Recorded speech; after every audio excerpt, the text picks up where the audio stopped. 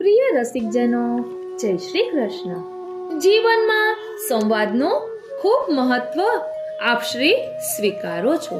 તો સ્વની વાત કરીએ કે પરિવારની, વ્યવસાયની વાત કરીએ કે સામાજિક વ્યવહાર અને સંબંધોની વાત કરીએ, એમાં સંવાદ કઈ રીતે મહત્વનો ભાગ ભજવી જાય છે તેનું ભાવદર્શન આજે આપણે કરીશું.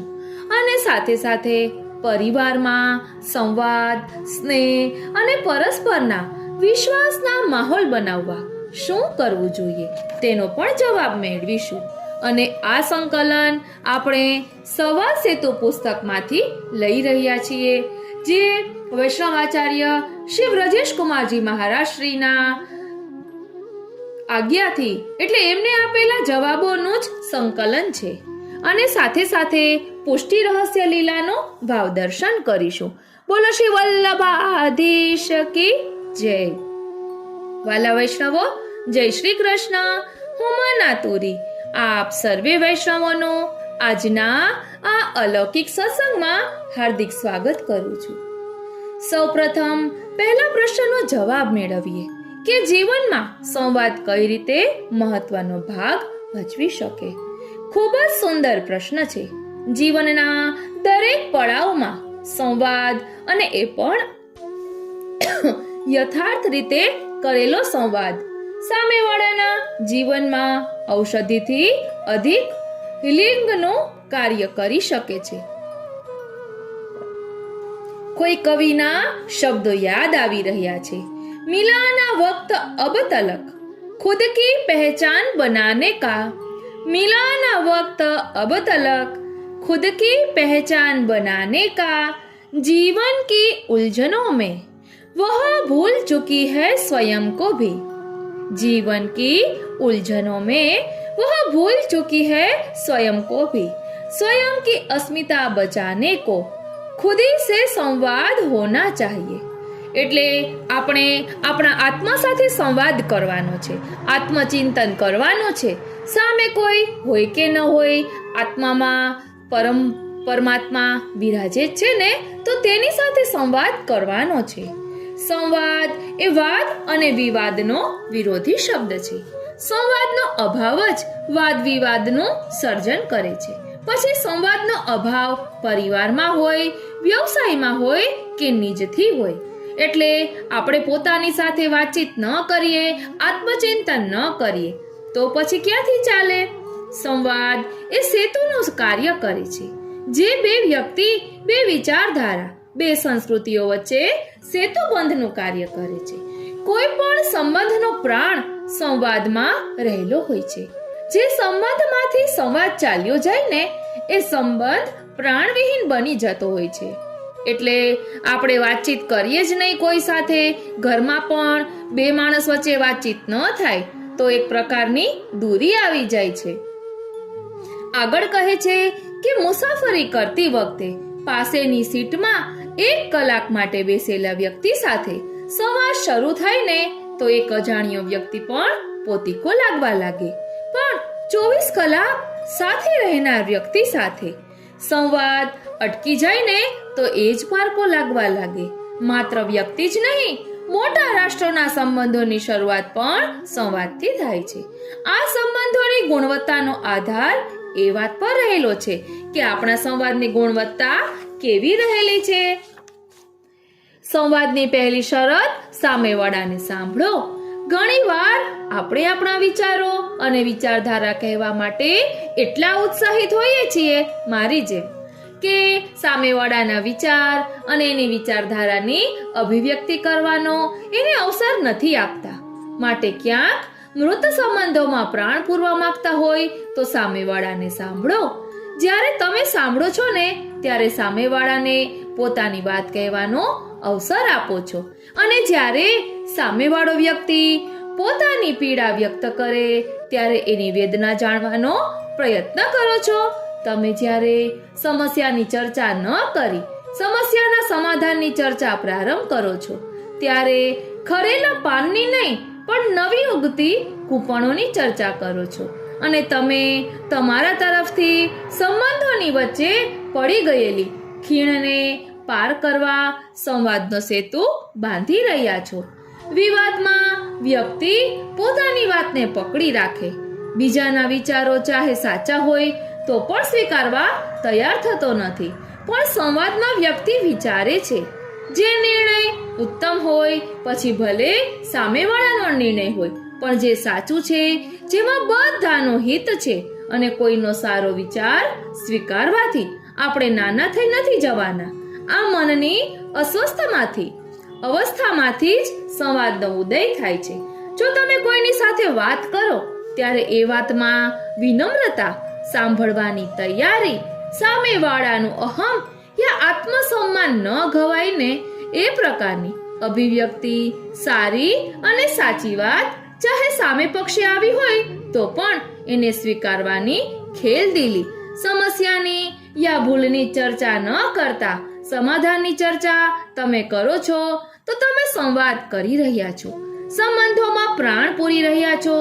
આ સંવાદ એ પારસમણી છે જે લોઢાનો સ્પર્શ કરી સ્વર્ણમય સંબંધો પ્રસ્થાપિત કરી શકે છે. તો શું તમે સંવાદ કરો છો યા એનાથી ભિન્ન છો?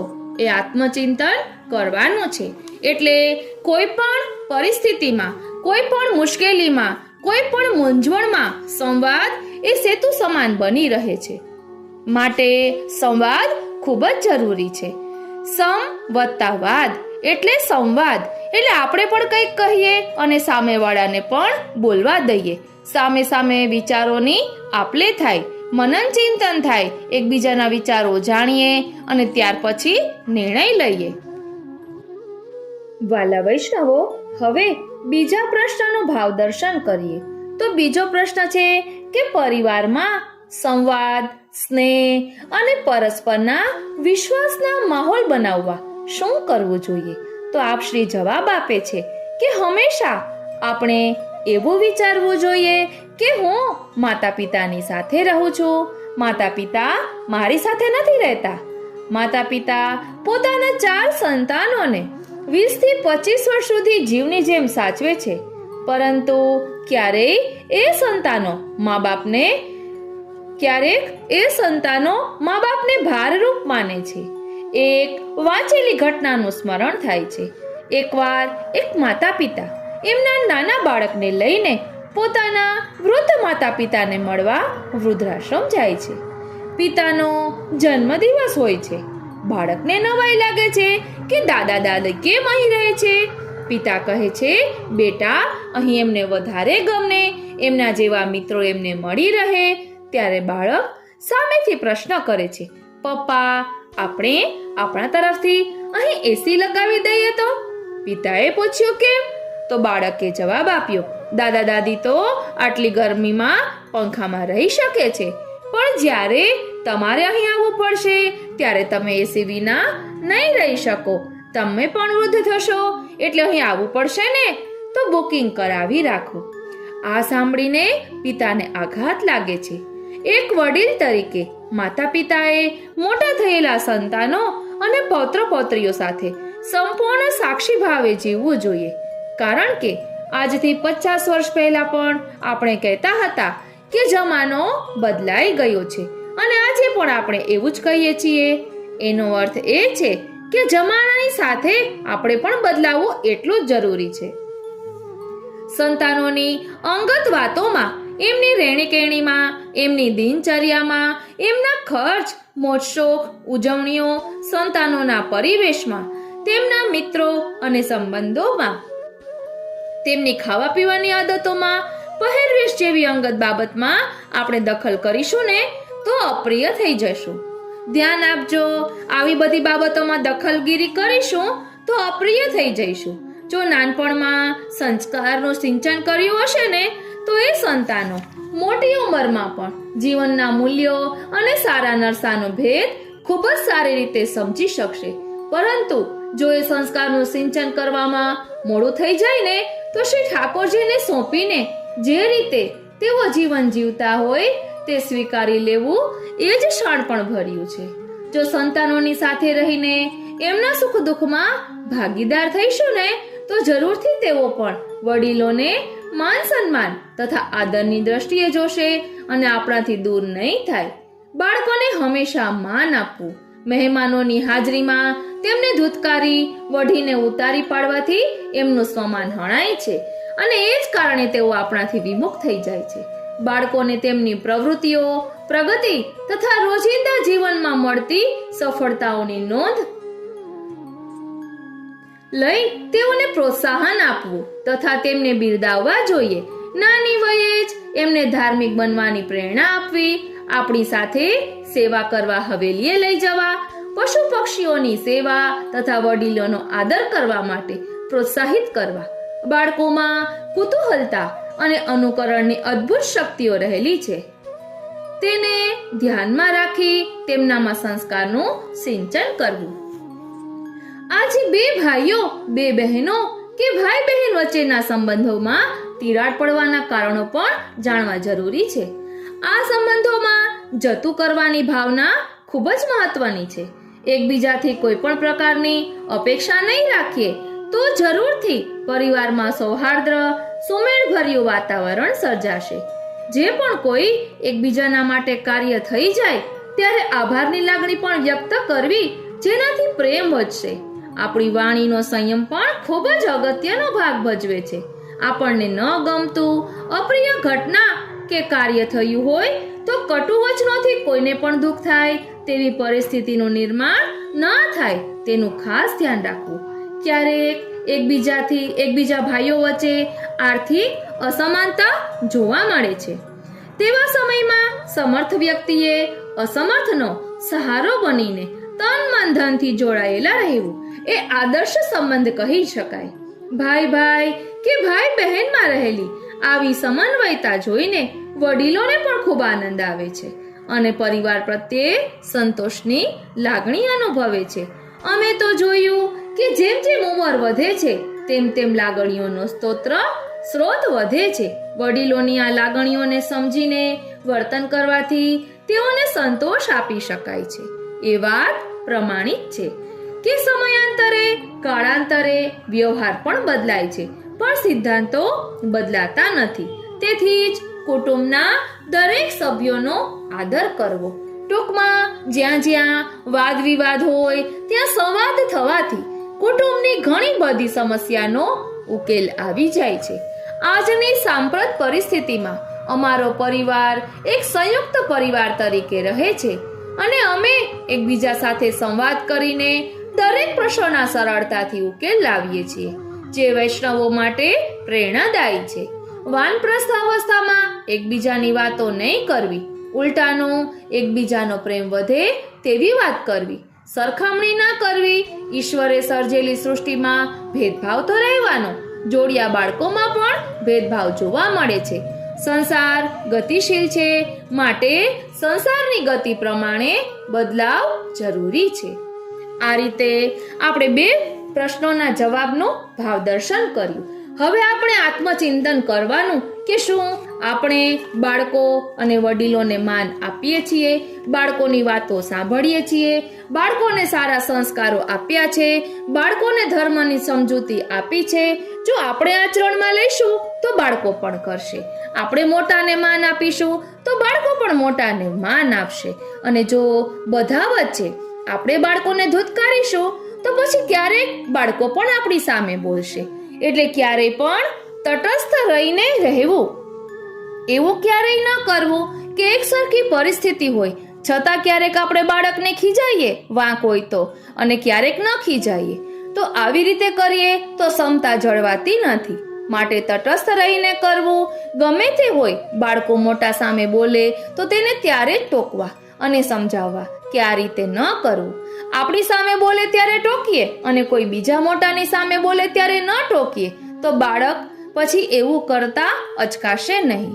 અને આપણે કોઈ પ્રત્યે કોઈ પણ ગ્રંથિથી બંધાવું નહીં, કારણ કે એ ગ્રંથિનો રેલો ફરી પાછો આપણી પાસે જ આવશે. માટે ક્યારે પણ કોઈની વાતમાં આવી જવું નહીં, કારણ કે કહેવાય છે ને કે આંખે દેખ્યું પણ ક્યારેક ખોટું હોય છે. માટે કોઈની વાત સાંભળી અને માની લેવી નહીં. પહેલા વિચારવાનું કે આ સાચું છે કે નહીં. કોઈની વાતમાં એમને આવી જવું નહીં.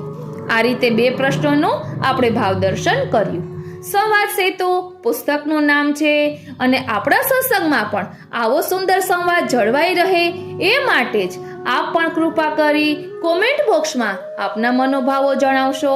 આપના મનમાં કોઈ પ્રશ્ન હોય અથવા તો આપણને શું શ્રવણ કરવું છે એ જરૂરથી જણાવશો, કારણ કે સત્સંગ સેતુને આગળ ચલાવવા સંવાદ સેતુ પણ જરૂરી છે.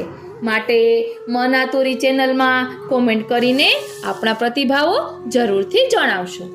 હવે આપણે ઘર બેઠા સત્સંગનું થોડુંક ભાવદર્શન કરીએ. પુષ્ટિ રહસ્ય લીલા પુસ્તકમાંથી હવે આપણે લઈ રહ્યા છીએ. પુષ્ટિ માર્ગીય જિજ્ઞાસુ વૈષ્ણવો માટે રત્ન કણિકાઓનો અમૂલ્ય સંગ્રહ છે. ઘર બેઠા સત્સંગ શ્રી દામોદરદાસ હરસાણીજીનું મહાત્મ્ય. શ્રી મહાપ્રભુજી પોતે જ કહે છે કે નિરોધાત્મક પુષ્ટિ માર્ગનું પ્રાકટ્ય દામોદરદાસજી માટે જ હતું. ગીતાજીમાં જેમ ભૂતલ પરના સર્વ જીવોના પ્રતિનિધિરૂપ અર્જુન છે ને, તેમ પુષ્ટિ માર્ગના સર્વ દૈવી જીવોના પ્રતિનિધિરૂપ દામોદરદાસજી છે. શ્રી મહાપ્રભુજીએ દામોદરદાસજીને ઉદ્દેશીને જે કહ્યું છે તે આ માર્ગના અધિકારી સર્વ દૈવી જીવોને જ કહ્યું છે. પુષ્ટિ માર્ગના મૂળ આધિદૈવિક રૂપ દામોદરદાસજી જ છે. માટે શ્રી મહાપ્રભુજી કહે છે કે દમલા યહ માર્ગ તેરે લીએ પ્રકટ કિયો હૈ. દામોદરદાસજીની આખી વાર્તા શ્રી ભાગવતજીના 10મ સ્કંદમાં વર્ણવેલી નિરોધ લીલા રૂપ હોવાથી તેના પરમ ફલરૂપ અને ભાવરૂપ છે. તેમાં શબ્દાત્મક આંતરરમણનું પરિપૂર્ણ વર્ણન હોવાથી તે રસાત્મક સ્વરૂપ છે. તેથી તામસ ફલ પ્રકરણના ફળરૂપ તથા ભાવરૂપ છે. આ વાર્તાનું મૂળ યુગલ ગીતમાં છે. તેથી આ આખી લીલા પરમ ફલરૂપ અને શબ્દાત્મક હોવાથી શ્રી મહાપ્રભુજીના હૃદયમાં રહેલી હોવાથી પરમ નિગૂઢ હૃદયરૂપ અને ધર્મી વિપ્રયોગાત્મક નિરોધ સ્વરૂપ છે. શ્રીમદ ભાગવતજીના તામસ ફલ પ્રકરણમાં પ્રમાણ, પ્રમેય, સાધન અને ફળનું નિરૂપણ કરવામાં આવ્યું છે. તેમાં વાર્તામાં આ 4 બાબતો સમાયેલી છે. તેનું ભાવદર્શન કરીએ. પહેલું પ્રમાણ. સાક્ષાત ભગવતા પ્રોક્તમ. અહીં ભગવદ આજ્ઞા પુષ્ટિ માર્ગમાં પ્રમાણરૂપ ગણાય છે. એટલે આ વાર્તામાં જે ભગવદ આજ્ઞા થઈ છે તેની વાત કરે છે. બીજું છે પ્રમેય. પ્રમેય હરિ એવમ અત્ર. આ આજ્ઞા કરવા પ્રભુ જાતે પ્રકટ થયા છે. આ શબ્દો કંઈ શ્રી મહાપ્રભુજીએ સાંભળ્યા નથી. તેથી પુષ્ટિ માર્ગમાં શ્રી ઠાકોરજીનું પ્રગટ થવું એ પ્રમેય રૂપ ગણાય છે. એટલે દૈવી જીવોના ઉદ્ધાર માટે શ્રી મહાપ્રભુજી મનન ચિંતન કરી રહ્યા હતા અને શ્રી ઠાકોરજી પ્રગટ થઈને બ્રહ્મ સંબંધ મંત્ર આપ્યો, ગદ્ય મંત્ર આપ્યો, તેની અહીં વાત કરી રહ્યા છે. એટલે સ્વયં શ્રી ઠાકોરજી પ્રકટ્યા છે, માટે એ પ્રમેય રૂપ થયા. ત્રીજું છે સાધન.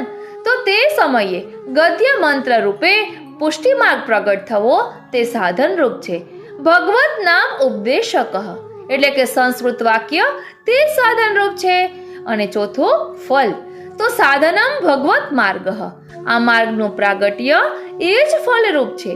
પુષ્ટિ માર્ગમાં સાધન અને ફલ એક જ ગણાય છે. ફલ સાધનમ એવહિ. ભક્તિ માર્ગે ભગવતઃ પ્રાકટ્ય ફલમ ઉચ્યતે. ભક્તિ માર્ગમાં ભગવાનનું પ્રત્યક્ષ પ્રગટ થવું એ ફલ ગણાય છે. આમ બ્રહ્મ સંબંધના પ્રસંગમાં પ્રમાણ, પ્રમેય, સાધન અને ફલ આ 4 બાબતો સમાઈ જાય છે. શ્રી દામોદરદાસજી શ્રી મહાપ્રભુજીના હૃદયરૂપ છે. બીજી રીતે વિચારીએ તો શ્રી દામોદરદાસજી શ્રી મહાપ્રભુજીનું હૃદય છે. તેથી તેમની વાર્તા પરમ ફલરૂપ નિરોધ લીલાનું સ્વરૂપ છે. પુષ્ટિ માર્ગના બધા દૈવી જીવોના મૂળ આધિદૈવિક રૂપ શ્રી દામોદરદાસ હરસાણીજી છે. દામોદરદાસજીમાં ભાવાત્મક નિરોધ રૂપ શ્રી ઠાકોરજી બિરાજમાન છે. જે ભક્તની આવી સ્થિતિ હોય તે સ્વતંત્ર ભક્ત ગણાય છે.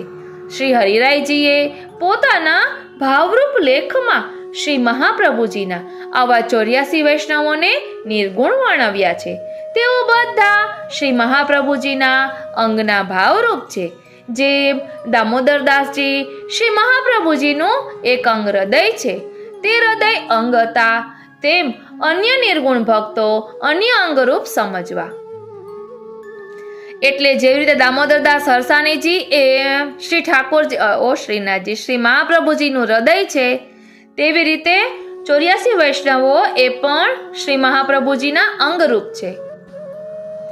એટલે કહે છે કે જેમ હૃદય શરીરના બધા અંગોને લોહી પૂરું પાડી મનુષ્યને સજીવન રાખે છે, તેમ દામોદરદાસજી આખા પુષ્ટિ માર્ગના દૈવી જીવોને પુષ્ટિ રસ પૂરો પાડી પુષ્ટિ માર્ગને જીવંત રાખે છે તેમ સમજવું. શ્રી મહાપ્રભુજીએ પુષ્ટિ રસ દામોદરદાસજીમાં જ ભર્યો છે.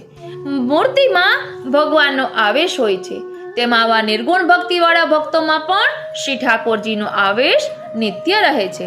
તેથી પુષ્ટિ માર્ગમાં આવા ભક્તો સેવનીય ગણાય.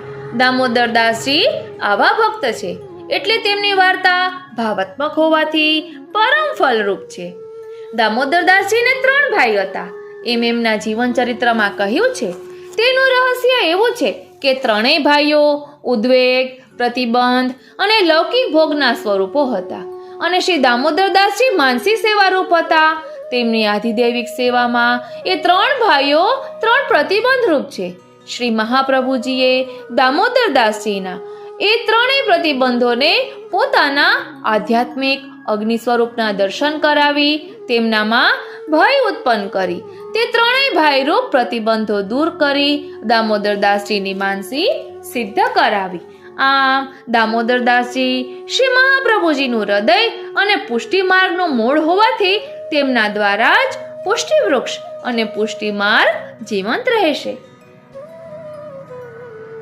શ્રી ગુસાઈજીએ એક દિવસ શ્રી દામોદરદાસજીને પૂછ્યું, દામોદરદાસ, તમે અમને શ્રી મહાપ્રભુજીના પ્રાકટ્ય વિશે દૈવી જીવો શા માટે છૂટા પડ્યા તેનું કારણ અને જીવના અંગીકારના પ્રસંગ કહો ને.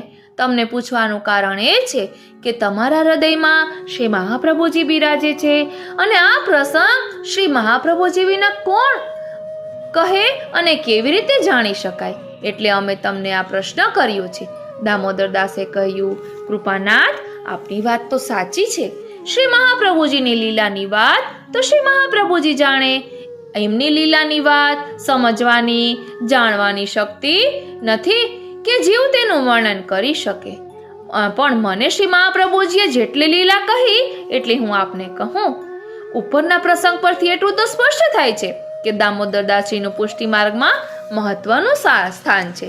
સંવાદ નામના ગ્રંથમાંથી એવી માહિતી મળે છે કે આટલી વાત કહી દામોદરદાસજી શ્રી ગુસાઈજીના ચરણારવિંદમાં ઢળી પડ્યા.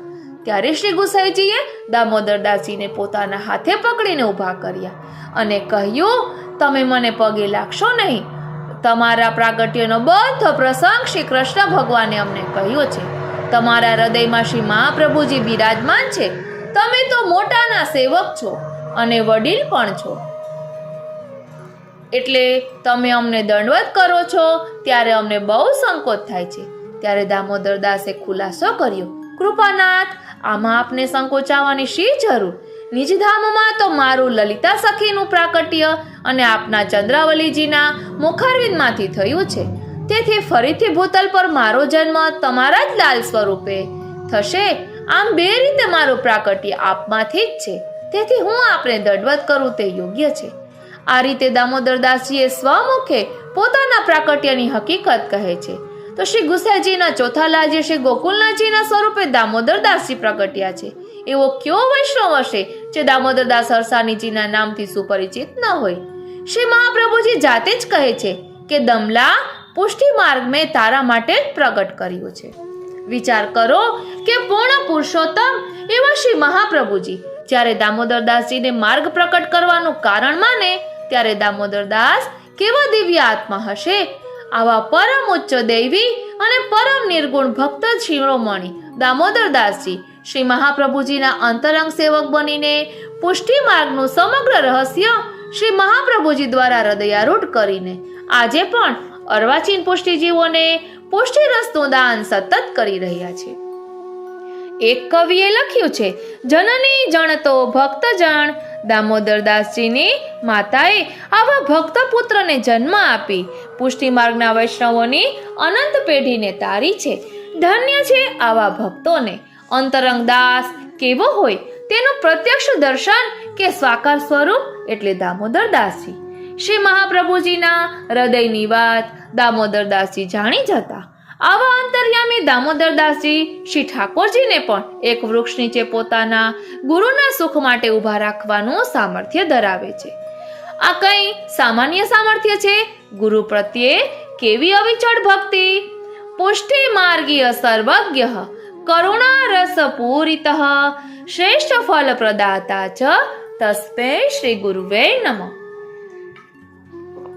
દામોદર દાસજી ઉપરોક્ત પંક્તિઓ અનુસાર ગુરુને જ પૂર્ણ પુરુષોત્તમ માનતા. શ્રી મહાપ્રભુજીએ પુષ્ટિ માર્ગને શાશ્વત સ્વરૂપે ભૂતલ પર રાખવા દામોદર દાસજીને પોતાના પછી પણ દૈવી જીવોના માર્ગદર્શન માટે રાખવા શ્રી ઠાકોરજીને 3 વખત વિનંતી કરેલી. એ જ બતાવે છે કે દામોદર દાસજીનું કેવું અશેષ મહાત્મ્ય હશે. દામોદર દાસજી અને શ્રી મહાપ્રભુજી એક ક્ષણ પણ અલગ ન થતા, કારણ કે શ્રી મહાપ્રભુજીનું શ્રી સ્વામીની રૂપ છે અને દામોદર દાસજી લલિતા રૂપ છે. લલિતા સ્વરૂપે શ્રી સ્વામીજીની બધી ઈચ્છાઓ પરિપૂર્ણ કરવા શ્રી દામોદર દાસજી સતત પ્રયત્નશીલ રહે છે, એટલે સુધી કે તેમને મન સેવા સ્મરણ બધું જ શ્રી મહાપ્રભુજી છે. બ્રહ્મ સંબંધ લીધા પછી સેવા કરવી એ વૈષ્ણવોનું પરમ કર્તવ્ય હોવા છતાં તેમણે ક્યારેય સેવા પધરાવી નથી, પણ શ્રી મહાપ્રભુજીને જ પૂર્ણ પુરુષોત્તમ માનીને એમને જ અષ્ટપ્રહર સેવા કરી છે અને સેવાનો સંતોષ પ્રાપ્ત કરી સેવાનું ફળ ભજનાનંદ મેળવ્યું છે. અંતરંગ સેવક શ્રી દામોદર દાસજી અને શ્રી મહાપ્રભુજી એવા એકબીજા સાથે ઓતપ્રોત હતા કે તેમની વચ્ચે ઘણા પ્રસંગો બન્યા હશે. તે પ્રસંગો વાંચવા જેવા છે. ગુરુના પ્રસાદથી દામોદર દાસ આત્માનું દર્શન કરી શક્યા અને પોતાના આનંદ સ્વરૂપને ઓળખી શક્યા. તો શું અન્ય વૈષ્ણવ સૃષ્ટિ પણ આત્માનું દર્શન ન કરી શકે? પોતાના આનંદ સ્વરૂપને ન ઓળખી શકે? જરૂર ઓળખી શકે, પણ તે ક્યારે? ગુરુ કૃપા થાય ત્યારે. દામોદર દાસજીના પ્રસંગો વાંચી જીવનમાં ઉતારે ત્યારે. છેલ્લે વસ્તુસ્થિતિ સિદ્ધ જ છે, પણ જરૂર છે માત્ર આરતીની, ભક્તિની, ભાવની અને સ્નેહની. તો શું આપણામાં પ્રભુને મેળવવાની આરતી છે? શું આપણામાં ભક્તિનો પ્રવેશ થયો છે? ભક્તિનું બીજ છે?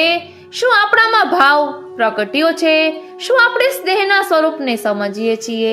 તે આત્મચિંતન આપણે કરવાનું છે, કારણ કે દામોદર દાસજીની વાર્તા દ્વારા આપણે સમજવાનું છે કે ભક્તનો ભગવાન પ્રત્યે કેવો ભાવ હોવો જોઈએ.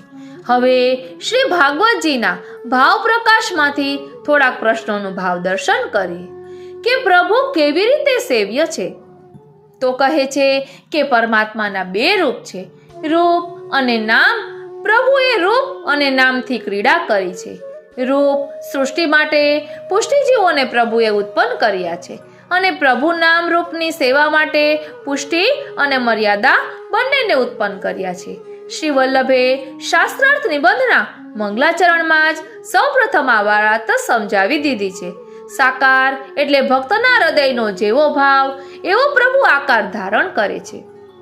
શ્રી સર્વોત્તમજીની ટીકામાં પણ શ્રી ગોકુલેશજી આજ્ઞા કરે છે કે આનંદનો આકાર એટલે સાકાર.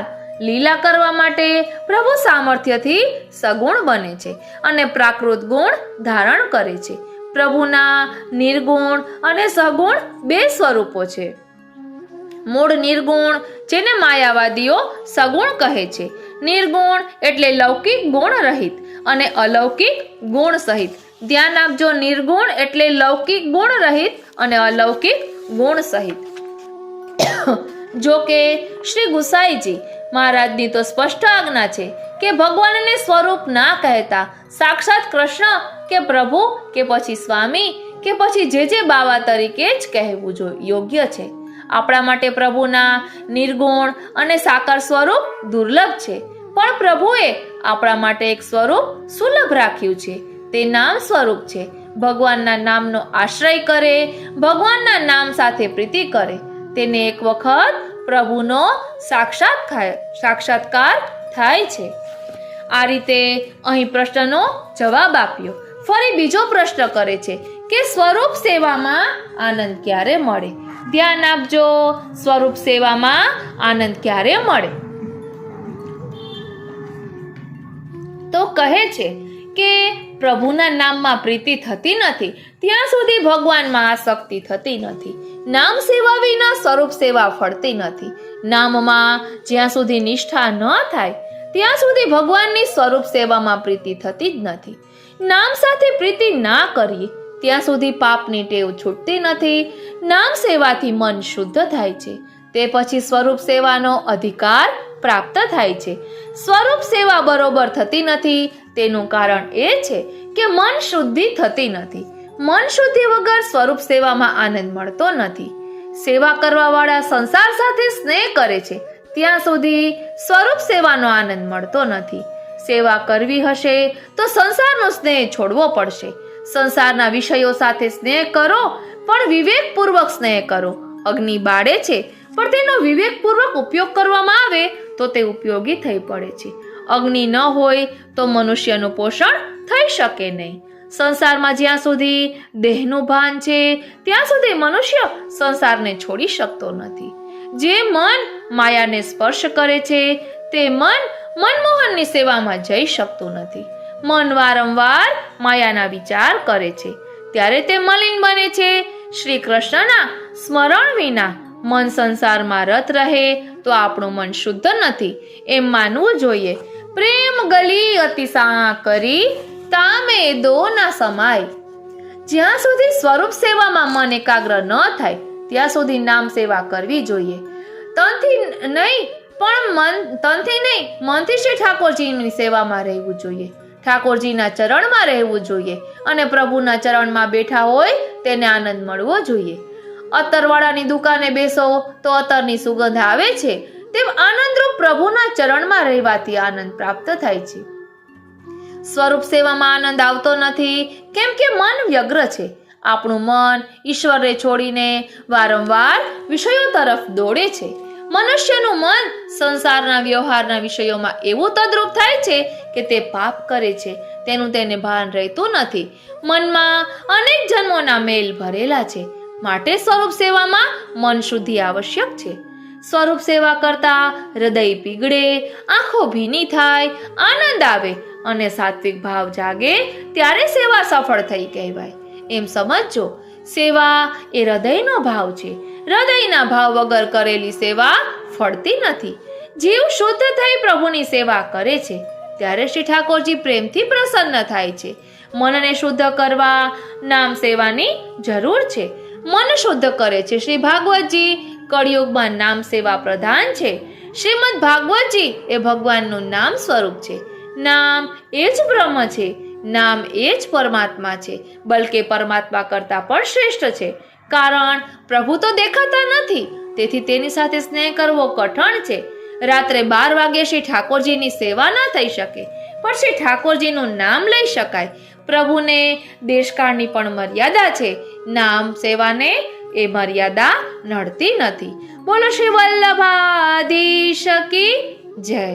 એટલે નામ સેવાથી શરૂઆત કરવી જેના કારણે સ્વરૂપ સેવામાં આનંદ આવે. હવે પછી પ્રશ્ન કરે છે કે શ્રી વલ્લભાચાર્યજીએ ભગવત સેવા માટે શું આજ્ઞા કરી છે, એ પણ શ્રી સુબોધિનીજીના આધારે. એટલે આપણે જે પ્રશ્ન લઈ રહ્યા છીએ એ ભાગવતજી સુબોધિનીજીના આધારે જ છે, તેમાંથી જ લઈ રહ્યા છીએ. અહીં પ્રશ્ન કર્યો છે કે ભગવત સેવા માટે શ્રી મહાપ્રભુજી શું આજ્ઞા કરે છે. તેનો જવાબ શ્રી સુબોધિનીજીના આધારે મેળવીએ. પુષ્ટિ માર્ગીય ભગવત સેવા સ્નેહયુક્ત છે, જેથી સેવ્યને સુખ થાય અને જેથી સેવ્યને સંતોષ થાય તે જ સેવા કહેવાય છે. ભગવાનનું જ્ઞાન ન હોય તો પણ રુચિ પ્રમાણે શાસ્ત્રને અનુસરી ભગવત સેવા કરવી. ભગવાનના સેવકોમાં ભગવત બુદ્ધિ રાખવી. ઇન્દ્રિયોનું ચંચલપણું હોય તો સેવા ફલરૂપ થતી નથી, એમ લોક અને વેદમાં સિદ્ધ છે. ભગવાને બહિર્મુખોને સેવાથી દૂર રાખેલા છે. સેવકોમાં સેવાનો અધિકાર જણાવનાર 2 ધર્મો મુખ્ય છે. એક નિવૃત્તત્વ અને બીજું નિયતાર્થત્વ. એટલે પહેલો ધર્મ ભગવાન સિવાય બીજાથી દૂર રહેવા માટે અને બીજો ભગવાનમાં દ્રઢતા રાખવા માટે. આ બંને ધર્મો આવશ્યક છે. તે ન હોય તો સર્વ પ્રકારથી સેવા કરવામાં આવે તો પણ પુરુષાર્થ ન થાય. જીવની પ્રવૃત્તિ આનંદ માટે જ છે અને આનંદ ભગવાનમાં જ છે, બીજે ક્યાંય નથી. જીવોનો આનંદ તિરોહિત છે. જળમાં તે આનંદની ગંધ પણ નથી. જેનામાં આનંદ હોય તે જ આનંદ આપી શકે. ભગવાનની સેવા માટે સત્સંગ એ પ્રથમ સાધન છે અને દોષ રહિત સેવા એ બીજું સાધન છે. સેવા રાગ અને રોગ દૂર કરનારી છે. ભગવત સેવા કરનારને શાપ પણ લાગતો નથી. સેવા એટલે ભક્તિ. ભગવાનમાં મન પરોવવું તે ભક્તિનું લક્ષણ છે. એ જ ભક્તિ મહાપુરુષાર્થ છે. તનુજા વિતજા સાધન સેવા છે. આ સાધન સેવા કરવાથી ફલરૂપ માનસી સેવા સિદ્ધ થાય છે. જેમ ગંગાજીનો પ્રવાહ સમુદ્ર તરફ અવિચ્છિન્ન રીતે વહ્યા કરે છે, કોઈ પણ સ્થળે અટકતો નથી, તેમ મનનો પ્રવાહ, મનની ગતિ પ્રભુ તરફ અવિચ્છિન્ન રીતે વહ્યા કરે તેનું નામ માનસી સેવા છે, જે નિર્ગુણ ભક્તિ છે. શ્રી વલ્લભે ષોડશ ગ્રંથમાં સેવા પર ભાર મૂકી સમજાવેલ છે. તેવા જીવનમાં દ્રઢ કરવાથી જો સેવા કરવામાં આવે તો સેવા આધિદૈવિક બની જશે. સેવા તો આપણે હાથે જ કરવી જોઈએ. સેવાના બાકીના વખતમાં પ્રભુના સ્વરૂપને સમજાવનારા ગ્રંથો વાંચવા જોઈએ. નામ સેવા પણ જરૂરી છે. કુમનદાસજીને દોઢ પુત્ર હતા, તે યાદ કરી લેવું જોઈએ. જે લોકો ભગવાનની લીલા બતાવનારા શ્રી ભાગવતજી, શ્રી સુબોધિનીજી વગેરે ગ્રંથનું મનન કરે છે તેમનો પણ પ્રભુમાં ઉત્તમ નિરોધ થાય છે અને તેમનો નાશ થતો નથી. એટલે જ શ્રી હરિરાય મહાપ્રભુજીએ કહ્યું છે ને, નાશ્રિતો વલ્લભાધીશો ન ચ દ્રષ્ટા સુબોધિની ના રાધી રાધિકા નાથો વૃથા તજ્જન્મ ભૂતલે. આ રીતે આ પ્રશ્નનો જવાબ અહીં આપ્યો છે. હવે અહીં પ્રશ્ન કરે છે કે આપણો પ્રભુ તરફનો પ્રેમ કેવો હોવો જોઈએ. આપણો પ્રભુ તરફનો પ્રેમ કેવો છે? તો કહે છે કે મનુષ્યનો પ્રેમ વિભાજિત હોય છે. ક્ષણે ક્ષણે પ્રેમ પાત્ર બદલે છે, પરંતુ ક્યાંય તેને સંતોષ અને શાંતિ મળતા નથી. બાલ્ય અવસ્થામાં મા ઉપર પ્રેમ કરે છે, લગ્ન થાય એટલે પત્ની સાથે પ્રેમ કરે છે, ત્યારબાદ પુત્ર સાથે પ્રેમ કરે છે, ત્યારબાદ પૈસા ઉપર પ્રેમ કરે. આવી રીતે બધે જ પ્રેમ કરતો ફરે છે અને છેલ્લે તેનામાં થોડો કે વધારે જે પ્રેમ વધે તે પ્રભુને કરવા જાય છે. ઘરમાં પ્રભુ માટે લાવાતી સામગ્રી, દૂધ, ખાંડ વગેરે બધું જ પહેલા પ્રભુ માટે જુદું રાખી લઈને જ ઉપયોગ કરીએ છીએ અને પ્રેમ અર્ધભુક્ત આપીએ છીએ. પ્રેમ પાત્ર પ્રભુને જ બનાવાય. ભાગવત શાસ્ત્ર એ પ્રેમ શાસ્ત્ર છે. વારંવાર વાંચવાથી પ્રભુ સાથે પ્રેમ થાય છે અને પ્રેમ વધે છે. આજકાલ આપણે ભક્તિ બહુ કરીએ છીએ, પરંતુ ભગવાનને સાધન અને સંસારના સુખને સાધ્ય માનીએ છીએ, માટે જ ભક્તિ ફળતી નથી. સંસારના દરેક પ્રેમમાં વધઘટ થાય છે, જ્યારે પ્રભુના પ્રેમમાં ક્યારેય ઘટાડો થતો જ નથી.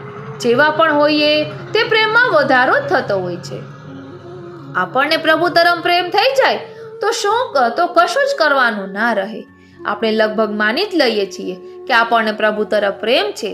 હકીકતમાં તે પ્રેમ બધેથી કરીને છેલ્લે વધેલો ઘટેલો પ્રેમ પણ શુદ્ધ અથવા સાચો પ્રેમ હોય તો જ પ્રભુમાં આસક્તિ થાય છે અને પ્રેમની ચરમસીમા સમી વ્યસન દશામાં પગ મંડાય છે. શાંતિથી વિચારીએ તો જ આપણને ખ્યાલ આવશે કે આપણા પ્રેમમાં કેટલો દમ છે. એટલે આપણે વિચારવાનું છે કે આપણે પહેલા પ્રભુને પ્રેમ કરીએ છીએ કે સંસારને પ્રેમ કર્યા પછી વધ્યો ઘટ્યો પ્રભુ સાથે પ્રેમ કરીએ છીએ. એ આત્મચિંતન આપણે કરવાનું છે. હજી તો અહીં ઘણા પ્રશ્નો છે, તે આપણે ફરી સમાજ સેતુના બીજા પ્રશ્નો લેશું, તેમાં સાથે લઈશું. બોલો શ્રી વલ્લભાધીશ કી જય. શ્રી ગુસાઈજી પરમ દયાલ કી જય. શ્રી ગિરિરાજ ધરણ કી જય. એક વૈષ્ણવે કહ્યું છે કે ગોકુલ વિશે કહેજો અને શ્રીનાથજી નિત્ય લીલા વિશે, એ ગોકુલ વિશે મારા મનમાં જે ભાવ આવશે હું જરૂરથી આપની સાથે શેર કરીશ. આજનો આ સત્સંગ શ્રીનાથજી, શ્રી યમુનાજી, શ્રી મહાપ્રભુજીના ચરણારવિંદમાં સમર્પિત કરું છું. જય શ્રી કૃષ્ણ.